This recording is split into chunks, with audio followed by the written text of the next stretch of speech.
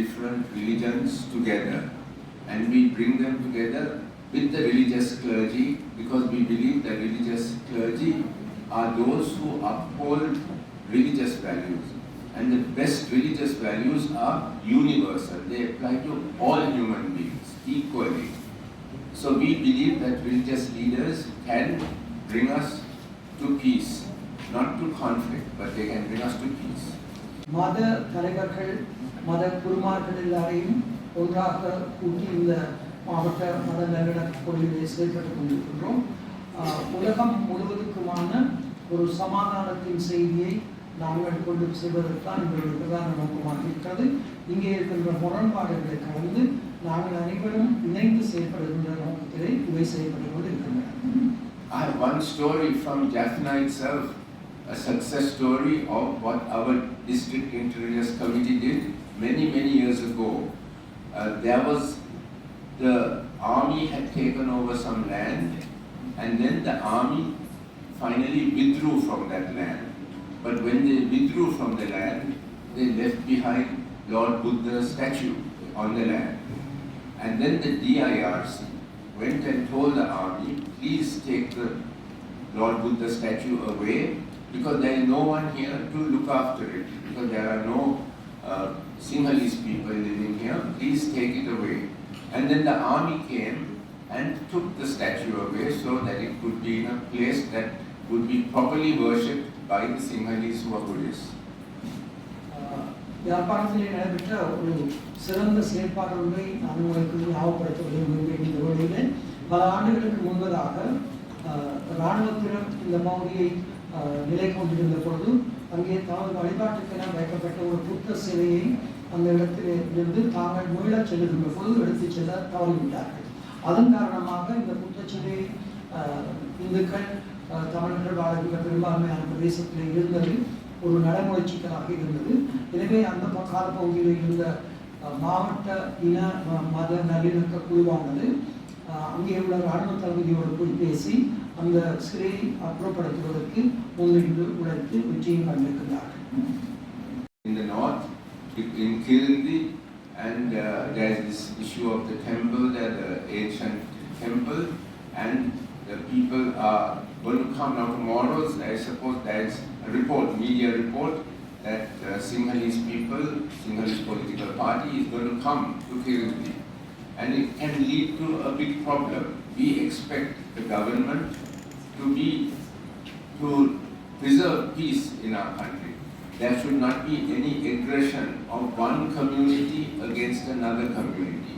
The government has to act in a neutral way between the communities when they are having a problem. So we expect the government to use the law to ensure that there will be no disturbance tomorrow. பழமை வாய்ந்த பெருமைக்குரிய ஒரு ஆலயம், அது சொந்தம் கொண்டாடுவதிலே இப்போ முரண்பாடுகள் ஏற்பட்டிருக்கிறது. நாளைய தினம் சிங்கள பக்தர்கள் இந்த ஆலயத்துக்கு வருகை தந்து சில நடவடிக்கைகளை மேற்கொள்ள இருக்கின்றார்கள். அதன் காரணமாக ஒரு நெருக்கடி நிலை, ஒரு மோதல் சூழ்நிலை உருவாக்கக்கூடிய அச்சம் இருக்கிறது. இந்த நிலையிலே அரசாங்கமானது சட்டப்படி எல்லோரையும் சமமாக பாவித்து பொருத்தமான நடவடிக்கைகள் எடுத்து இப்படியான முரண்பாடுகளை தோற்றுவிப்பதை தவிர்க்க வேண்டும் என்பது எங்களுடைய விருப்பமாக இருக்கிறது. Create a pluralist ethos where the government respects community and every citizen equally, gives everyone the space to worship freely and to live freely. So we have, as National Peace Council, we are asking the government to set up an Equality and Pluralism Commission under the 21st Amendment, like the government has set up the Human Rights Commission. We want this commission to ensure that there is no discrimination and all people are treated equally. இங்கே வந்து நாங்கள் எல்லா இனங்களையும் மதங்களையும் மதிக்கத்தக்க ஒரு சூழ்நிலையை உருவாக்க வேண்டும். எல்லா இன மக்களும் மத மக்களும் தாங்கள் சுதந்திரமாக தமது மத அனுஷ்டானங்களை வழிபாடுகளை செய்யக்கூடிய உரிமை இருக்க வேண்டும். இதன் அடிப்படையிலே நாங்கள் அரசாங்கத்தை 21வது சட்ட திருத்தத்தின் மூலம் ஒரு ஆணைக்குழுவை உருவாக்கி அந்த ஆணைக்குழுவானது இந்த மத இன சுதந்திரத்தை நிலைநாட்டுவதற்கு செயல்பட வேண்டும் என்பதை எதிர்பார்க்கின்றோம்.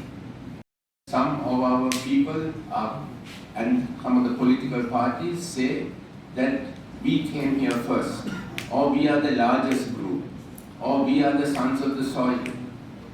That should not be the case. No community can say they own any part of this country, or that they came first, or that they are the biggest in this part of the country, therefore they should have the ownership of this part of the country. That should not be the case. All people own and belong to this country equally, and to every part of this country equally.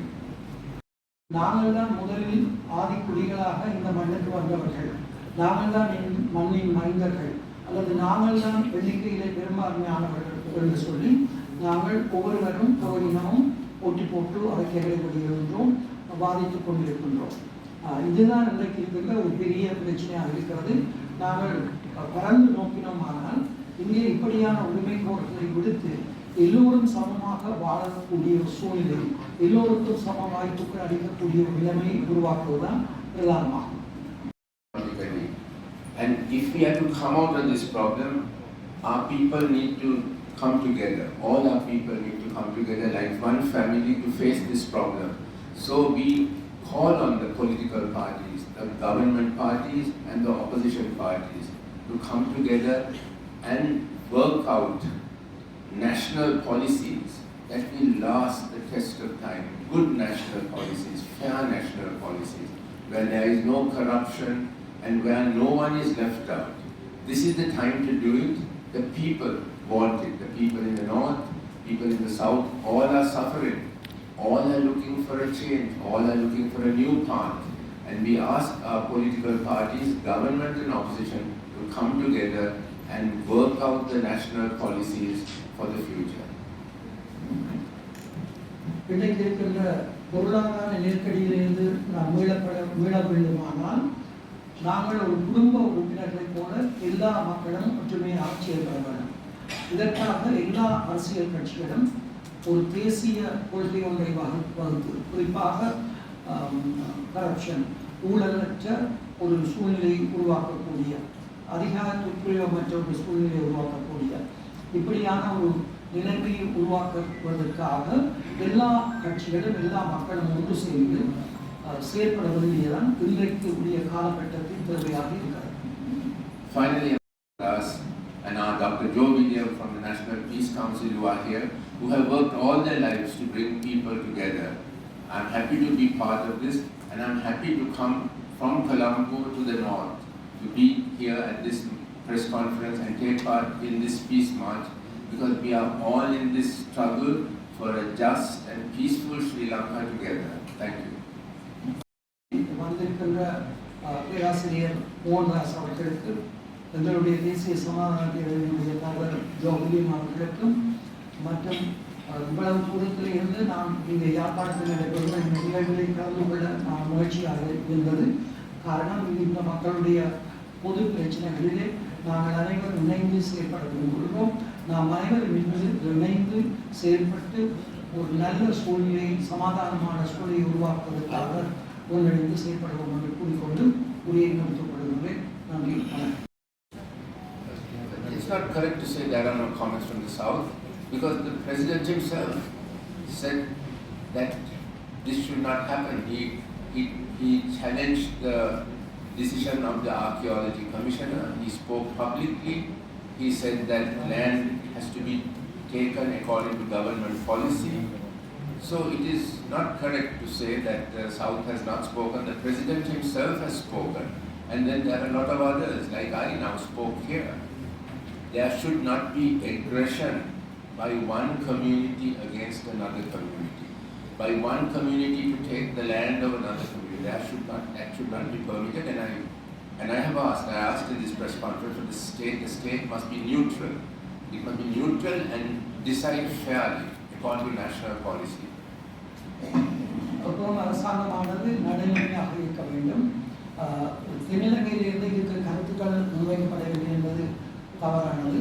ஜனாதிபதியே இந்த அந்த கைது விகாரைக்காணி எடுக்கப்பட்ட முறை தொடர்பாக கருத்து தெரிவித்திருக்கிறார். அது முறைப்படி எடுத்திருக்க வேண்டும்.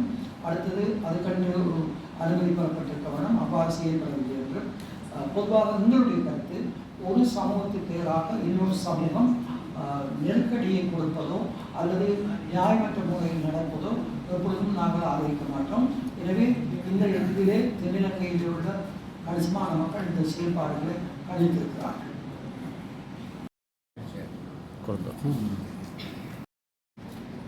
Both the Prevention of Terrorism Act and the Draft Anti-Terrorism Act have been very much criticized by the civil society and by the opposition political parties also.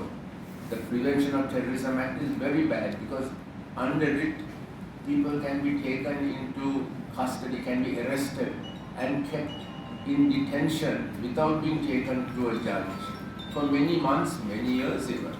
So it is a violation of human rights, and Sri Lanka has promised the European Union, it has promised the international community that it will repeal or amend it. It has still not done that. And so Sri Lanka is now facing a big challenge when it comes to the European Union, because it promised the European Union, it promised the international community to revise the PTA, and it has not done it. Instead, it has come up with the Draft Anti-Terrorism Law, which is even worse than the Prevention of Terrorism Act because it is much wider. You can, under the Anti-Terrorism Act, you can even take trade unionists, you can take people like us even who are speaking like this into custody, again in the same way, arbitrarily. So both of those are very bad. And the broadcasting law also is very bad because the broadcasting law forces the media institutions to go and get a license once a year.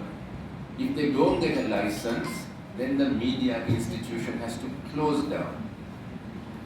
This gives too much power to the government to control the media, because the media will be then very frightened to speak out against the government, to point out the wrong things the government is doing, to point out the corruption that is taking place, because they'll be frightened that if they do that, the government will not give them the license the next time. That is an infringement on freedom of speech, freedom of expression. It is against human rights, it is against international law also. So I don't think the government will go ahead with the broadcast law either. இப்போ நீங்கள் சொன்ன இந்த ரெண்டு சட்டங்களும் அடிப்படையில் உரிமைகள் மறக்கூடியவை, மனிதர்களுக்கு எதிரானது. அடுத்தது இந்த மீடியா சம்பந்தமான சட்டம் எங்களுடைய கருத்து சுதந்திரத்தை மறுக்கிறது. குறிப்பாக அரசாங்கத்தினுடைய சரிபிழைகளை விமர்சிப்பதை மட்டுப்படுத்துகிறது. நாங்கள் ஒரு ஊழல் நடந்தால் அதுக்கு எதிராக பேச முடியாமல் இருக்கிறது, அல்லது அதிகாரத்துக்கு நடந்தால் மீடியா பேச முடியாது. ஏனென்றால் ஒவ்வொரு வருஷமும் இதை புதுப்பிக்க வேண்டும், லைசன்ஸ் எடுத்து புதுப்பிக்க வேண்டும். அப்போ இப்படி பேசுகின்றவர்களை அடுத்த முறை லைசன்ஸ் கொடுக்காமல் இருப்பார்கள். எனவே இந்த ஒளிபரப்பு, இந்த மீடியா வீரர்கள் தடைப்படாது. எனவே அது மட்டும் இல்லாமல் இந்த விடயத்திலே ஐரோப்பிய ஒன்றியத்துக்கு இவர்கள் ஒரு உத்தரவாதத்தை வழங்கி இருக்கின்றார்கள். சர்வதேச அமைப்புகளுக்கு உட்பட நாங்கள் இந்த இரண்டு சட்டங்களையும் மறுபரிசீலனை செய்து திருத்தங்களை மேற்கொண்டுதான் நாங்கள் சமர்ப்பிப்போம். ஆனால் இதுவரையில் அது நடக்கவில்லை. அடுத்தது இது சிவில் சமூகத்துக்கு எதிரான ஒரு செயல்பாடாக இருக்கிறது. சிவில் சமூகத்தினுடைய கருத்துக்களை பிரதிபலிக்கின்ற மீடியாக்களை அடக்கி ஒடுக்கி சிவில் சமூகத்தினுடைய பொதுமக்களுடைய கருத்துக்களை வெளியில் வராமல் செய்கிறதுக்குமான முயற்சிகள் தான் இது வேண்டும்.